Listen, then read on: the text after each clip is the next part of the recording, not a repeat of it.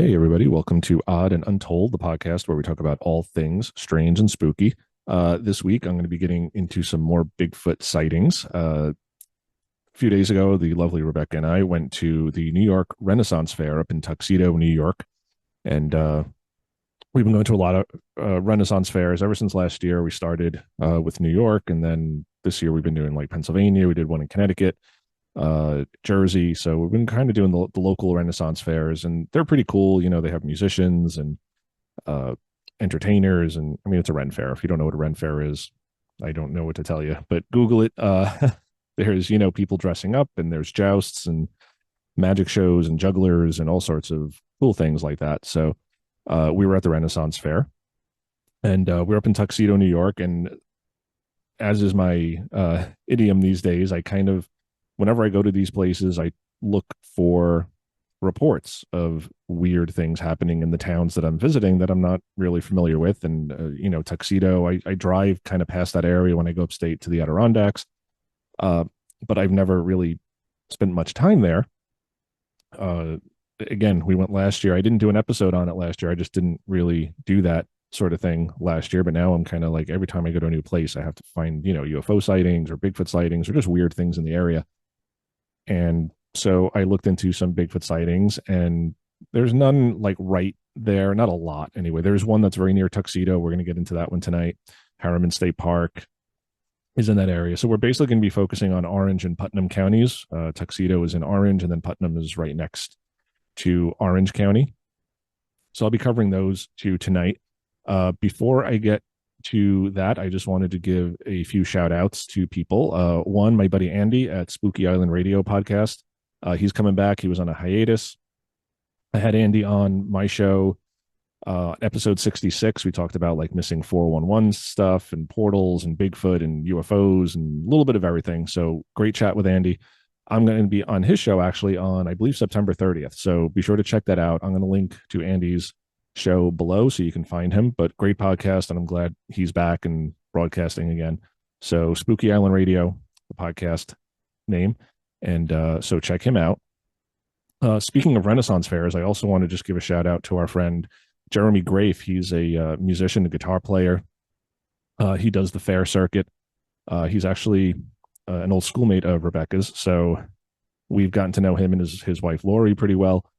We see them at the fairs a lot now, and he's got a YouTube channel where he plays a lot of like authentic medieval music, Irish folk music from all over the world. So really cool stuff. I'm going to link to his YouTube channel down here below. He does live performances. I believe it's every Monday. And then he does interviews with people who are also on the fair circuit or that sort of realm. So very cool. I will link to Jeremy's page down below. So go give him a subscribe and a follow and like his stuff. And, very cool medieval folk type stuff. So if you're into that, like Renaissance type music, he's a great musician for that and great channel. So check that out. And I just wanted to give a shout out to some commenters who frequently comment on my videos and are fans of the show. Fly Spec Cafe and Charlotte J. So thank you guys for always throwing the comments in there and having a dialogue. I always, look forward to your comments because you guys comment the most, I think, of all my fans. I mean, I love every comment, but you guys are kind of consistent with almost every video. So I appreciate that. I appreciate, our back and forth, and I appreciate the nice things you have to say or just whatever thoughts you have on the video or the topic at hand. So just wanted to, show some love today to some friends and some fans, and we will get on to some Bigfoot stories now.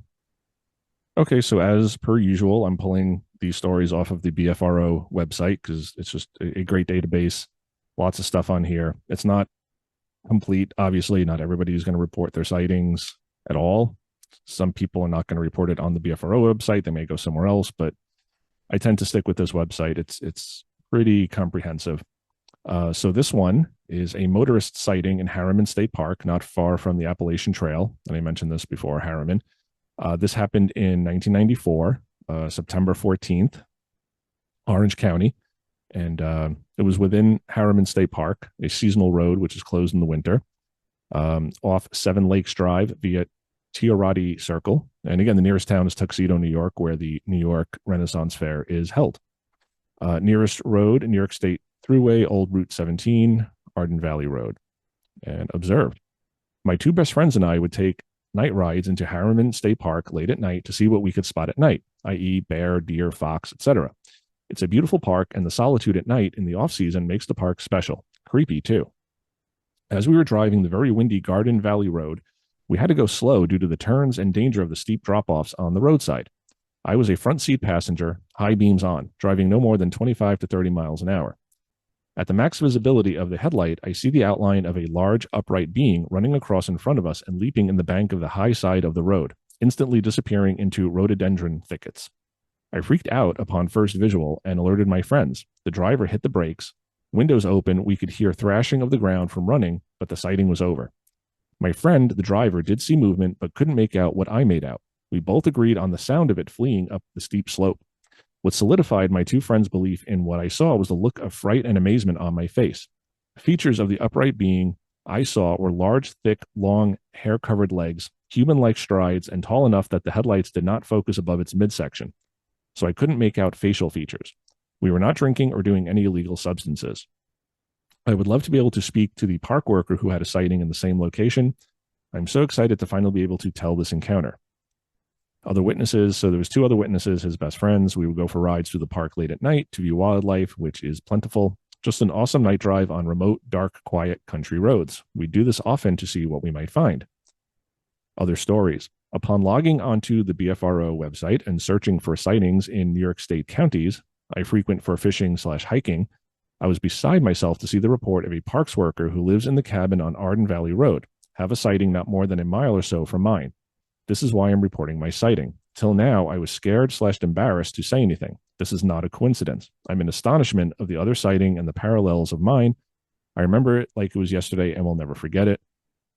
The time, about 11 p.m. at night, seasonal road, no lighting except the moonlight and headlights from vehicle.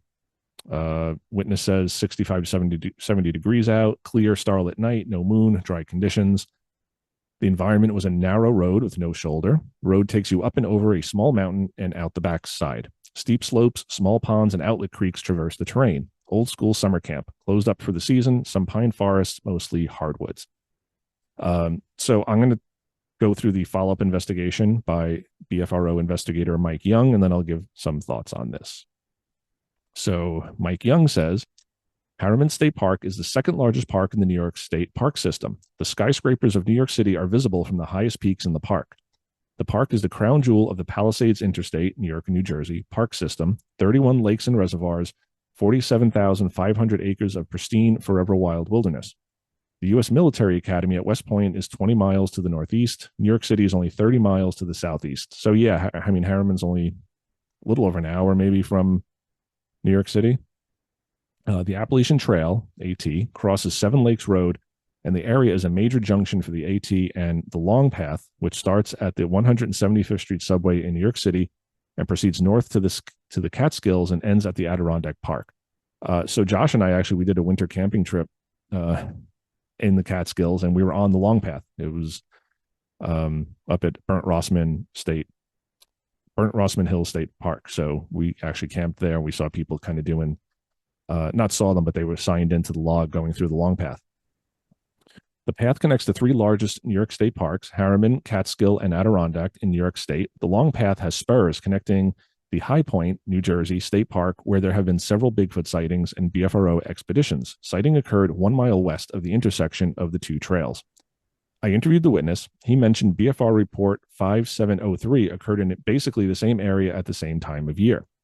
Witness was with two friends, college friends, playing classic rock with the windows open, no beer, no drugs. They like to get lost at night in the park driving around. Arden Valley Road is seasonal. It's a gravel paved road with no shoulders. Sighting occurred about 2 miles east of I-87. Appalachian Trail is actually on Arden Valley Road. No houses or buildings are on the road. Some streams, summer camps, and lakes are on the road. Extremely twisty road, very hilly. The road is built into the hill. The creature was seen at the edge of the headlights. They were driving a Pontiac Grand Am with the high beams on. The creature was brownish gray in color. They saw it from the waist down. It was heavy, stocky, built legs, had 2 steps into the street, then ascended up the hill. They came to a dead stop, and the other passengers heard the creature moving through the woods, leaf litter walking on leaves and sticks. Creature took 2 steps across the road from the center of the road to the edge. High headlights only lit the bottom half of the creature. Legs and butt looked very muscular. Top physical form. Creature moved fluidly, moved with a purpose to get out of the way. Thighs were huge like a football player. Hair had a sheen, but flat. Hair looked like orangutan hair, long and straight, salt and pepper hair. And here's like a map where you can kind of see where this sighting took place up in Harriman. Okay, so this one is interesting because, again, we have a roadside crossing. It's nighttime. There's headlights. It's in the state park. And this guy sees a creature take a couple steps to cross the road and then up the hill, and it's gone. So just a very sort of stereotypical sighting. Very strange. And again, we've mentioned on the show before, why the road crossings? Why do these things run across the road when there's headlights coming and the sound of an engine? When these locations tend to be pretty remote, there's not a lot of traffic. It's not like a highway where it's got to kind of take its chance. If it waits 10 seconds, the car's gone and then it can cross and no one would ever see it. So don't know why these road crossings always happen. Interesting that he only saw the legs because it was that high. And they're in a Pontiac, which sits a little low to the ground, and the headlights are on, but he just sees these legs running across the road. So very weird.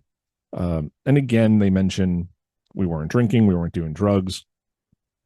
I understand that certain drugs can make you hallucinate, but most people who are on drugs don't hallucinate that they see Bigfoot or UFOs or things like that. It's just, you'd have to be really drunk or really high on some special type of drugs to see Bigfoot like that. And then the friends heard something moving. I mean, they apparently didn't see the creature, but they heard something moving in the brush. So really interesting. Another road crossing. Again, I pass by Harriman all the time. My dad's been camping in Harriman. I haven't yet, but I would like to. And I know people will say Harriman it's not really dense enough for a Bigfoot, but a lot of places don't seem like they're good for a Bigfoot to exist in, but they're seen. So make of that what you will. But yeah, really interesting story here. And again, another road crossing. All right, so I'm actually going to talk about the other report that this first witness mentioned, report 5703. And this is from Rockland County. So all these counties are kind of adjacent to one another, but I guess close to the first encounter. So I figured it was a good idea to talk about this one. So this was in October of 1997.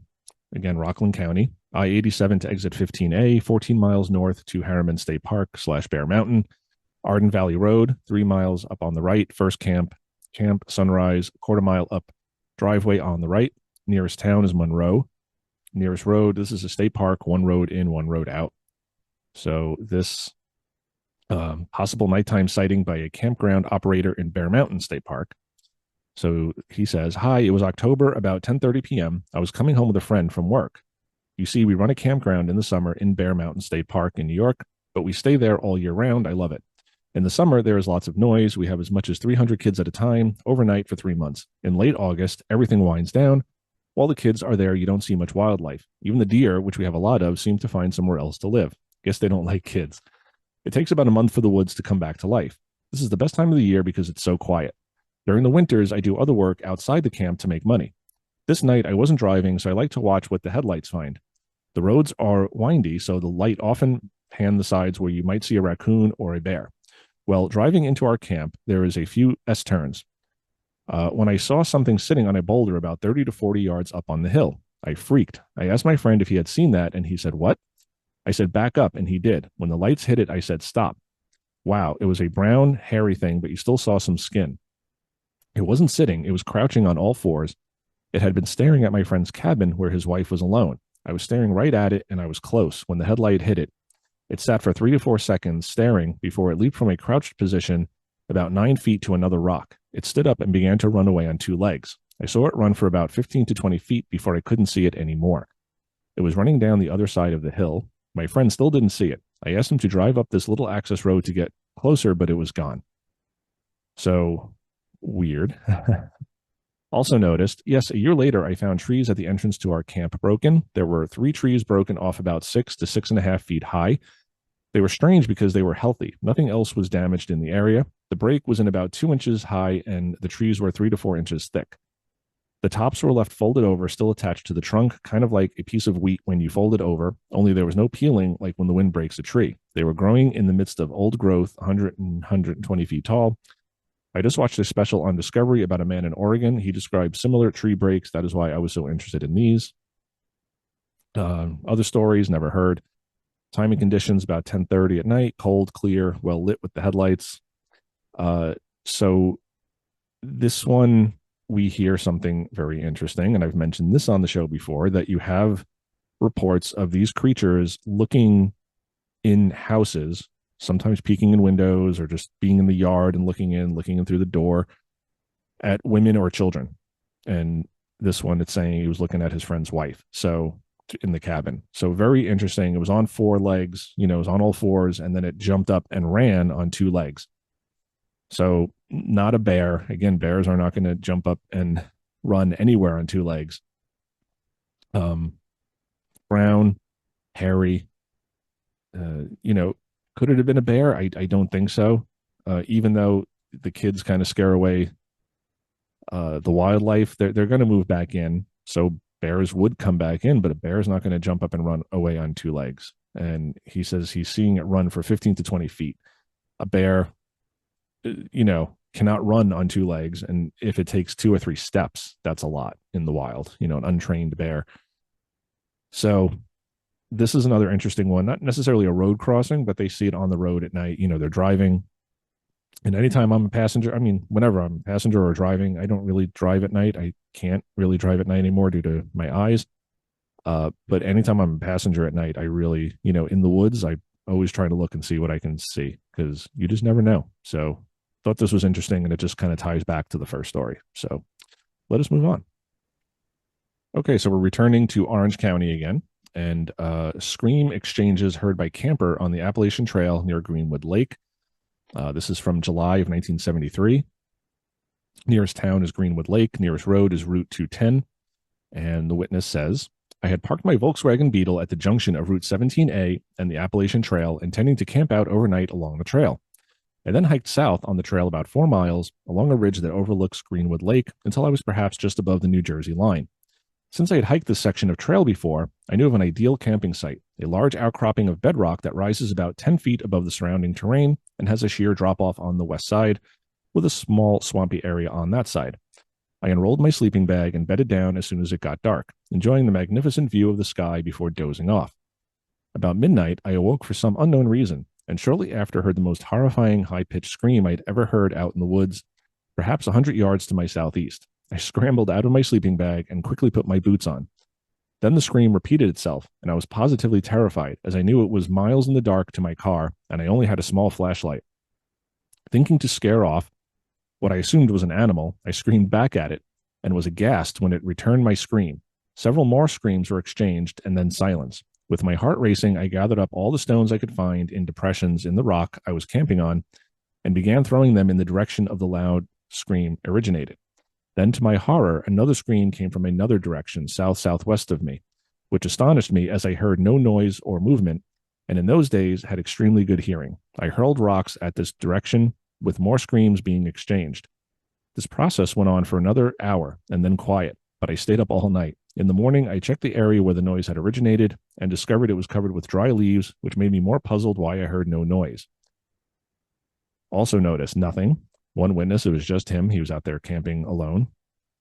Partly overcast sky with broken clouds, mild temperatures, and he was at a prominent rock outcropping directly on the Appalachian Trail with small swampy areas on the side. This one, very interesting. I think it's weird when, you hear these stories about people they wake up in the middle of the night. And you don't hear this a ton, but I have heard this in a lot of Bigfoot stories where they're sound asleep and they wake up and they're not sure why. They don't remember hearing a sound. Maybe a sound did wake them up. Maybe it's just instinct. They know something was around. So who knows? But looks like he was sleeping outside, not in a tent. Again, you go upstate New York, you're going to get a really good view of the sky. And in 1973, the light pollution was probably much less than it is now. So probably a really great view of the sky. Solo camping. There's no follow-up here, so I don't know if any questions were asked. What could the scream have been? It could have been a mountain lion. It could have been a fisher. It could have been a fox. There's a lot of things it could have been. He doesn't really go into a lot of detail here about the scream, but interesting that it's, being exchanged. He's screaming back at it. It's screaming back at him. You'd think most animals would run off. Who knows? But this went on for an hour and he was up all night. I don't blame him for being terrified and being up all night, because whether it's a Bigfoot or something else, I mean, it's just scary. In the woods, when they're dark and you can't see what's there looking at you, that's just a spooky feeling, regardless of is it Bigfoot, is it a bear, is it just, the unknown can just be terrifying. So, but this was a cool story. Again, it could or could not be Bigfoot. I'm going to go with maybe it was just an owl or a fisher or a mountain lion, because he didn't see anything. The rocks weren't thrown back at him. There's nothing in here that says let's lean more towards Bigfoot. So probably a normal animal, but a spooky story nonetheless. So, and we love spooky stories here. So let us move on. Okay, so now we're moving into Putnam County, which is right next to Orange County. And this is from May 17th of 2020. That's when the sighting happened. Knocks heard from Great Croton Swamp south of Pawling. So this is across from the Patterson Recreational Center and access to the Great Croton Swamp. Nearest town is Patterson. Nearest road is West Street. Observed. I was having a small campfire last night alone with my small dog, who at the time was sleeping. First, there was something moving through the wooded area to my left. Sounded like it was on 2 feet and moving towards some neighbors' houses. Wasn't alarmed by this, although it was dark and there were no flashlights. The neighbors do walk through there from time to time. My dog wasn't alerted at all. This part of the incident may be just coincidental, but it's what happened next that I'm curious about. About 5 to 10 minutes later, to the left of me, way off in the distance, there was an obvious wood knock. Then immediately to the right of me in the distance, but in that direction is the Great Croton Swamp, was a reply wood knock, and then immediately after that, another from the left. Then nothing. I've never heard anything like that before. It was about 11 p.m., and the neighborhood was quiet, and in my opinion, it was an obvious call and response. Are wood knocks usually so instantaneous, or do they usually have some time in between? Other witnesses know. Other stories, BFRO did an episode in Pawling, which is not even a 10-minute drive from here, so I guess he means like finding Bigfoot. Time and conditions, about 11 p.m. at night, overcast, slight breeze. Area is well lit with a lot of light pollution, but your eyes need to adjust as there are plenty of dark areas and small wooded patches. Residential area was where I was sitting, but very close by is the Great Croton Swamp. Plenty of small wooded areas all around. Where the walking sound came from is a drainage ditch. It says follow-up investigation here, but there's clearly nothing here. It's just a bunch of stuff about Matt Moneymaker, who I guess talked to this guy, and maybe they just saved it for the episode of Finding Bigfoot. This one, I don't like wood knock stories when there's nothing else to support it. He hears something walking on 2 feet, but this is a residential neighborhood. It could be somebody just outside who didn't need a flashlight walking around. The witness brings up a point, and it's something that I've brought up numerous times privately and on the show. And he asks, are wood knocks usually so instantaneous, or do they usually have some time in between? And that's what always bothers me about these call response of wood knocks, that if there's a Bigfoot, let's just assume there's a Bigfoot and it's got a tree branch and it's knocking to communicate with another Bigfoot that is maybe a mile or many miles away, how does then the other Bigfoot who is responding also just have a, like, do they just walk around? I mean, most encounters don't have them seen with sticks in their arms or branches. So when you have these instantaneous sort of call and responses, it makes me very suspicious, because you would think that if there's a Bigfoot a mile away that hears the other Bigfoot knocking, it then has to like stop and look for a branch and then find a good tree to knock on. And anyone who's been out in the woods and has tried tree knocks will know that most branches on the ground are terrible for tree knocks. You pick them up and you smash it against a tree and it's dead wood. So it'll splinter, it'll just break. You need a really good, healthy, living piece of branch that's on the ground, that's thick enough where it's going to sound like a baseball bat, but not so dead that it just falls apart and disintegrates when it hits the tree trunk. So wood knocks for me, not really impressive. again, I think they're a little piece of evidence we can kind of throw on that pile and consider, but tree knocks by themselves, I don't like. And this one, he's hearing somebody walking, but it's a residential neighborhood. If he was out camping, solo camping, and he's just by himself in the woods and he's hearing bipedal footsteps, I would give that a little bit more credibility and a little bit more importance in this story. But in a residential neighborhood, it could just be somebody going outside, grabbing something from the yard that they left out there when it was sunny. And oh shoot, I left this cup out there. I left this bag of chips. I'm going to go grab them and bring them in. And if they're in their own yard, they don't necessarily need a flashlight. So you're going to hear bipedal footsteps.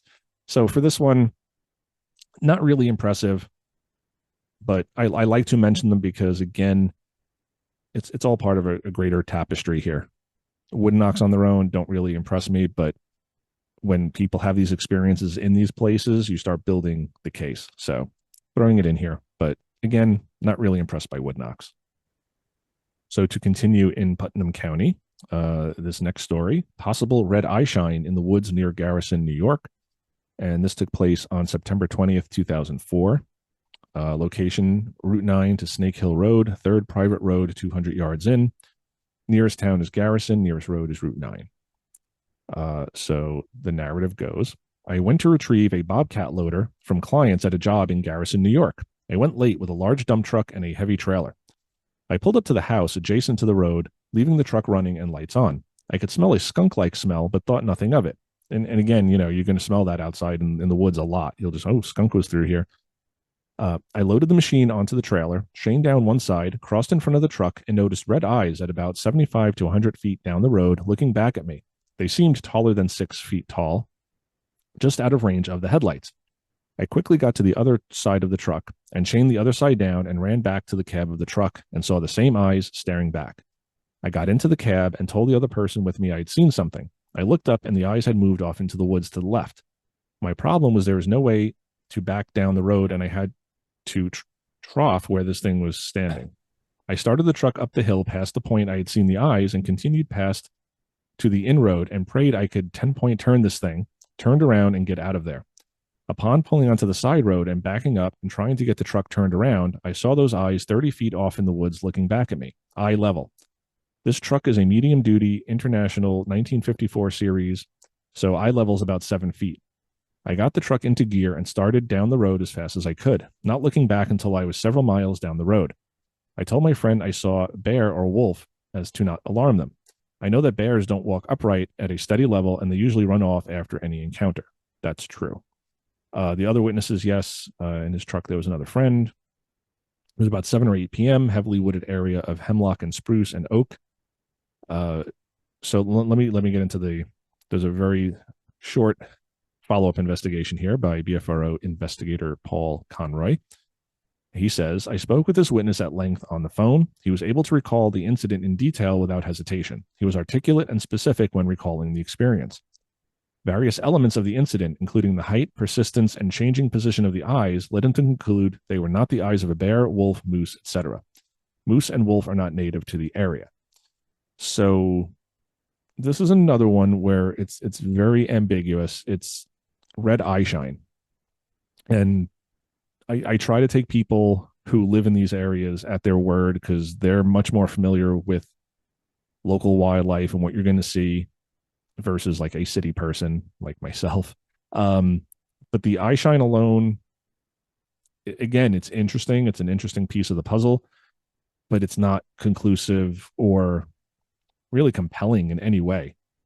This could have been a bear standing up. It could have been a moose. I mean, even though moose aren't really native to that area, they do move. So it's possible, maybe not probable, but possible.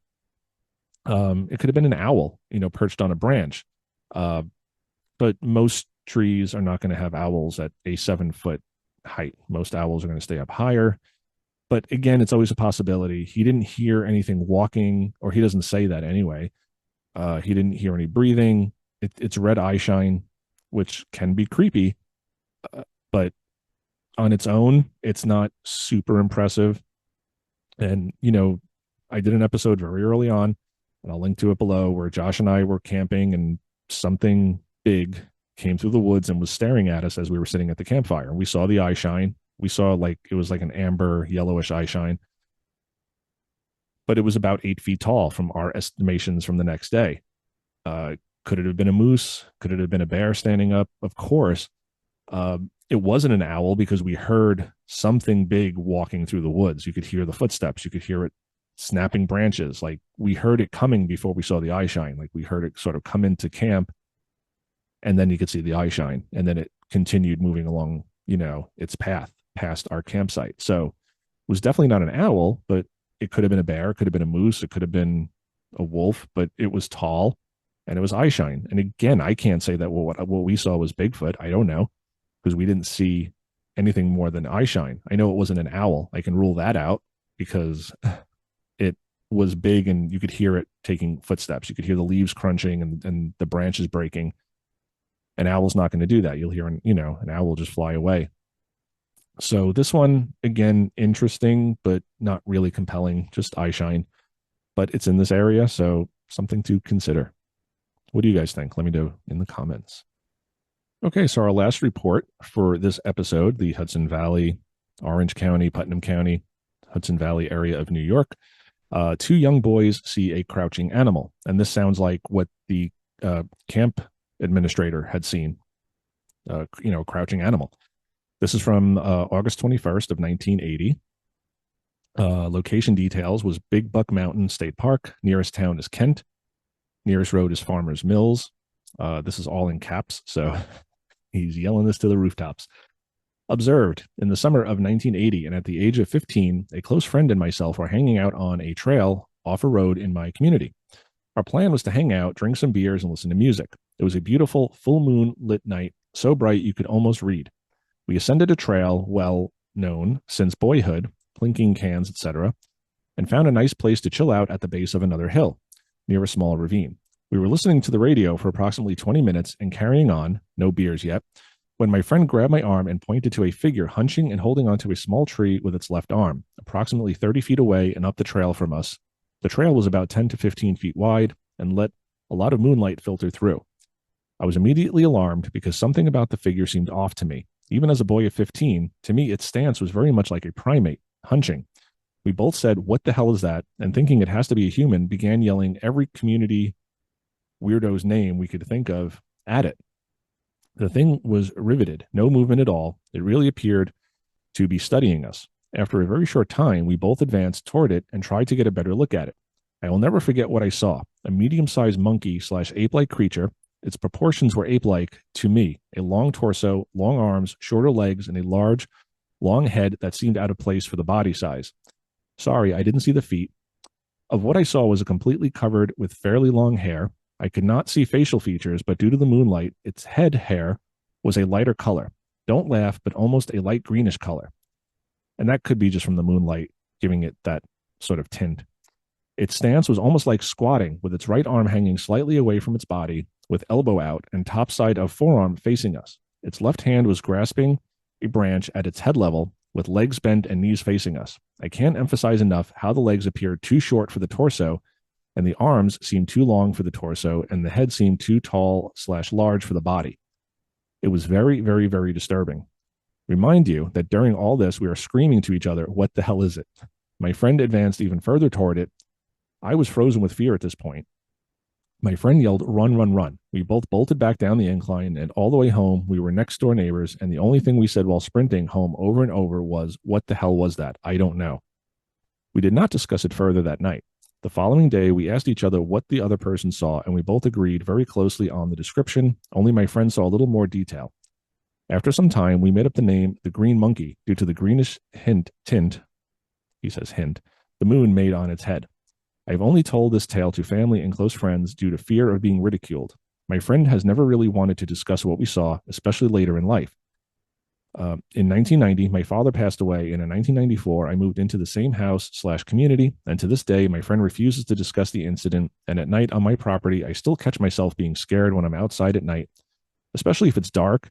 This is a true story, and the image I saw is etched in my memory. I wish I was an artist so I could put it on paper. So he says this was about 9 p.m., very bright moonlit night in a mountain ravine. So let me do the follow-up investigation, and then I'll give my thoughts. So this follow-up investigation was by BFRO investigator Paul Mateja. So on August 3rd of 2005, he says, I spoke to the witness by telephone. The observation lasted for about 45 seconds. The incident occurred late in August 1980. It was a clear night with a bright full moon. The animal was squatting, thighs parallel to the ground. In this position, the animal was about 4 feet high. Its left hand was grasping a tree. Its right arm hung slightly away from its body and in such a way as the back of the hand was visible. The body was slender, not large or stocky.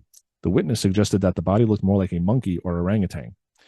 The head seemed more human-like and was out of proportion to the rest of the body. The witness did not observe any facial features.